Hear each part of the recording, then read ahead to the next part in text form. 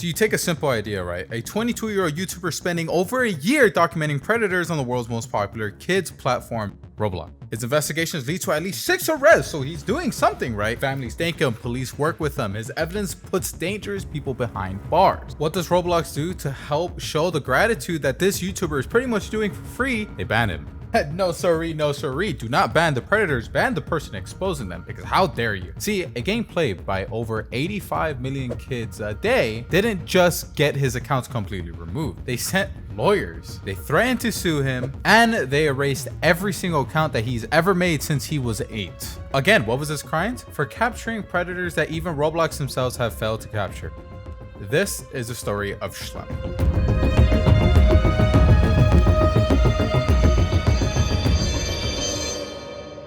Hi, my name is Vic Papa Tess, and I like to talk about things that I find interesting.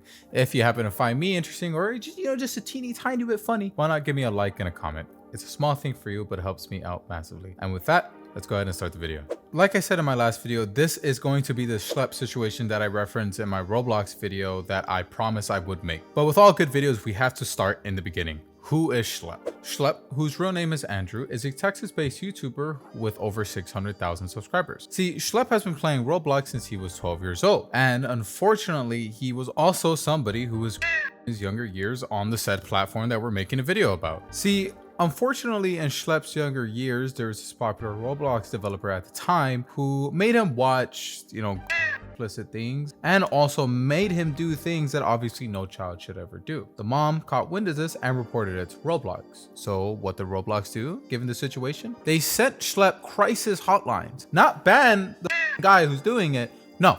They said, all right, buddy, sorry that happened to you. Call this number, and that's about it. What happened to the predator? Well, he said on the platform for years later, right? The experience, obviously, like anybody, would really break you, and it especially did in Schlep's situation. He openly talked about how it led to a attempt, but also gave him a mission. He refused to let what happened to him happen to others. Alas, he became a predator hunter on Roblox. See, Schlep didn't start off by hunting predators. It wasn't his first content that he made right out the gate. What Schlep actually did in the beginning was highlight some of the inappropriate games that unfortunately fell through Roblox moderation. Problem is that when you do that, you're not going after the root problems themselves. Obviously that these type of games are being made by predators, and he felt like he needed to do more than just highlight the games that are being made. He needed to go after the people who were making them. So that's exactly what he did. Literally God's gift to the world, hunting predators and stopping them. Schlep teamed up with other creators like Gideon and formed hunting groups including EDP Watch, a little piece of cupcake, and predator poachers led by Alex Rosen. Together, they developed a system. They create decoy accounts, obviously like TCAP, which are profiles that appear to be minors, and then they wait. And then the predators came, grown adults coming in and reaching out. They'd start conversations, they'd ask personal questions, and then they'd make their intentions clear. See, obviously Schlep's team was never the one to initiate the phone conversation, because that would be entrapment. And if you are entrapping them, then that means that by law, it's not their fault.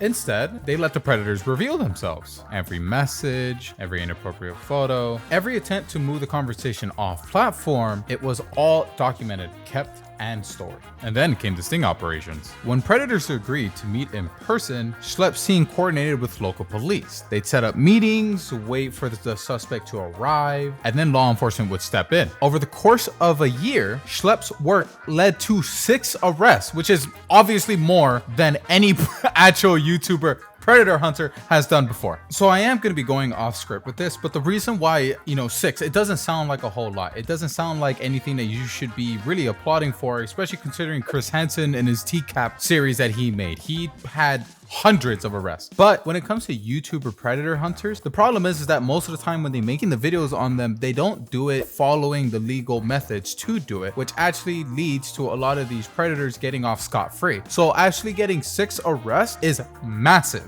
On one case, they had a 21-year-old man who spent 2 months someone he believed was a minor on Roblox. He arranged an in-person meeting, and when he showed up, la-di-da, there wasn't a 6-year-old girl, whoever he was trying to meet. Instead, there was police. See, Schlep documented everything on his YouTube channel in not an exploitative manner, but rather think of it like an evidence locker. He had raw footage showing exactly how predators operated in Roblox and how easy it was for them to do it. Families of victims even reached out to thank him. Police departments even acknowledged his help and even claimed to have worked with the National Center for Missing and Exploited Children. And Arkansas police, though police never made public announcement about his operations. To any normal person, Schlepp is held as a hero. You know, he's doing God's work. To Roblox, he's a problem. On August 9th of 2025, everything changed. Schlepp posted on Twitter a photo of a cease and desist letter from obviously the company that you would guess, Roblox. The company even accused him of violating their terms of service, which I don't know how hunting predators is against their service. Well, actually, it makes a little bit of sense. Roblox called him a vigilante. They said that he was interfering with their own protocols, and they threatened to take legal action if he continued or even attempted to use Roblox again, which is mind-numbing to say the least, because they have protocols, but obviously those protocols that they put in place are not working because this has been a problem for years. And now that somebody who's doing it for free is actually capturing and putting these predators to justice on their website for, once again, for free, they see it as a problem and that they need to get them off the site as quickly as possible. But unfortunately, things only got worse for him. Roblox didn't just ban him, they terminated every single account that he has ever had since he was 8 years old. Accounts that were obviously used for sting operations, but also other accounts that had nothing to do with it that he just used. They just got rid of him completely. And you know what the CEO of Roblox did on Twitter? He blocked him. Schlepp's response: on that same exact day, he created an 8-minute video titled "Roblox is threatening to sue me for protecting kids." See, this is where he opened up about his own experience on Roblox. He talked about how the platform failed him as a child. He explained how his team has worked and how they never initiated conversations, how most of their evidence came from Discord and not Roblox, and how they always coordinated with police. I was victimized on this platform as a kid, and that I wanted a line so I could properly communicate with them to report these individuals. And, you know, Roblox, they never gave me anything. We would find Roblox predators and we would set up little decoy stings. Predators would show up thinking that there was a child to engage in horrible activity with them. And we would sit down, we would have a conversation sort of similar to what you do.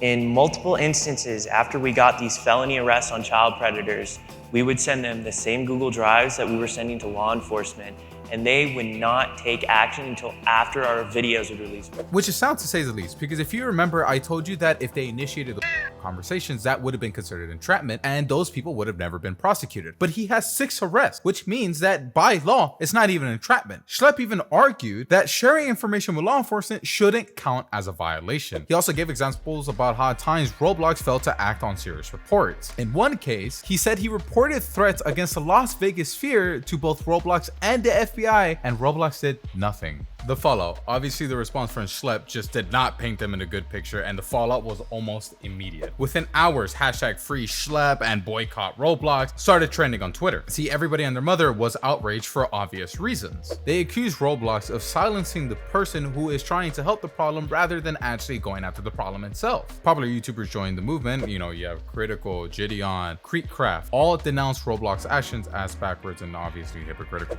Ruben Sim, who is also another YouTuber who has sued Roblox in the past, even voiced his support for Schlepp. Even some Roblox developers changed their game icons and thumbnails to free Schlepp, and players set their display names to free Schlepp and staged in-game protests chanting his name in chat, which is absolutely bonkers to say the least. Even an online streamer named Steak, who has 3 million followers, staged a live protest at the Utah Capitol. He held signs that read free Schlepp for tens of thousands of viewers to see. See, people were angry, and rightfully so. It just shows that Roblox would rather protect its image than the actual 85 billion children that play on their website daily. See, the next part is crazy to say the least, because next, Chris Hansen throws his hat into the ring. And you know shit ain't real once Chris Hansen is somehow involved. See, and Chris Hansen has had his own fair share of controversy, but one thing has always been forever solidified with this guy. He is the king of catching predators. And he even revealed that he was going to be making a documentary about Roblox and their child safety procedures.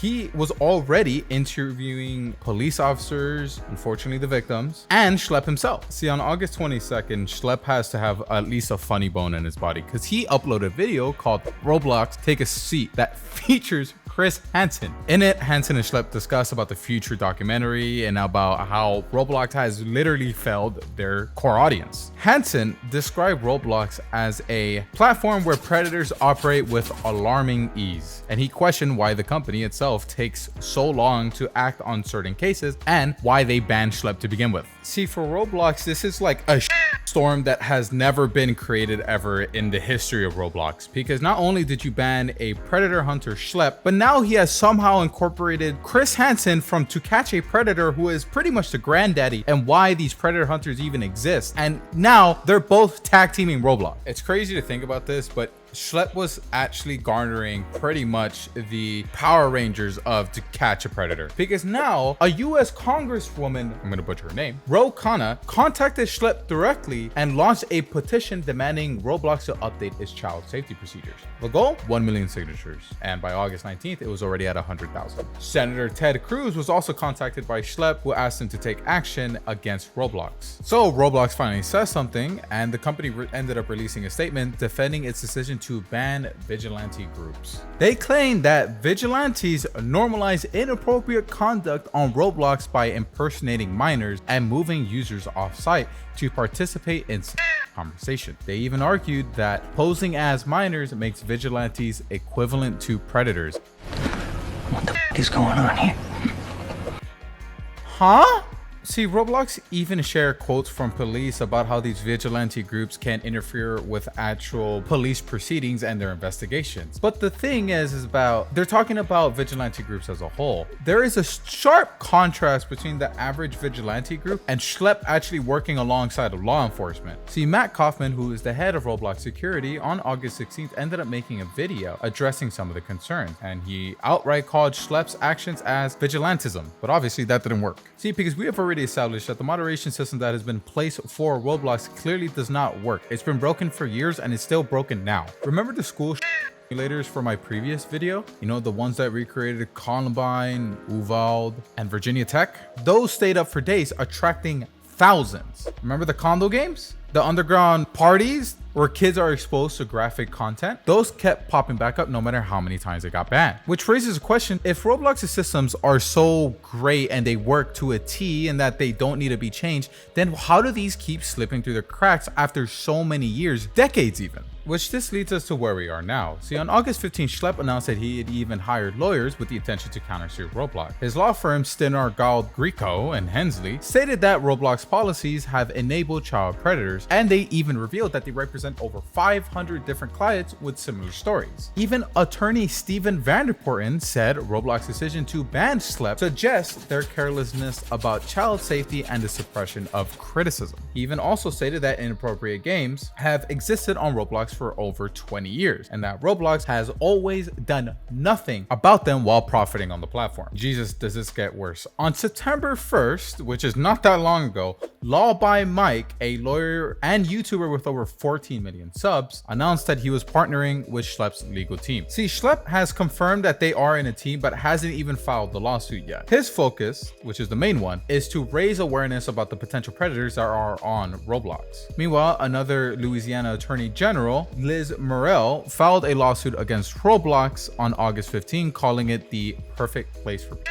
the lawsuit being directly connected to Schlepp's controversy, and internationally, Qatar even banned Roblox as a whole. The reason? Citing child safety concerns. And the story is still developing. See, on September 5th, 2025, Roblox CEO gave an interview with CNBC. He talked about his new plans to add different child safety measures. And then he said this. He claimed that he contacted Schlepp for feedback and that he would love his help in maintaining the platform's security. Schlepp's response, he called it a PR stunt, which we all could have saw, which is obvious from the get-go, because Schlepp for years now has tried to work in tandem with Roblox and their security. He has always tried to offer a helping hand to stopping the child predators that are on Roblox. But the problem is that once he got big enough and once he started raising a few alarm bells, they decided to ban him and not get rid of the actual problem. So what is this? Complete PR stunt. They are trying to save face as fast as they can because their app is getting banned in countries and they're getting multiple lawsuits, almost class action lawsuits. unfolds. But obviously, like I said before, this is a ongoing developing story. So 100% the things that I have said today,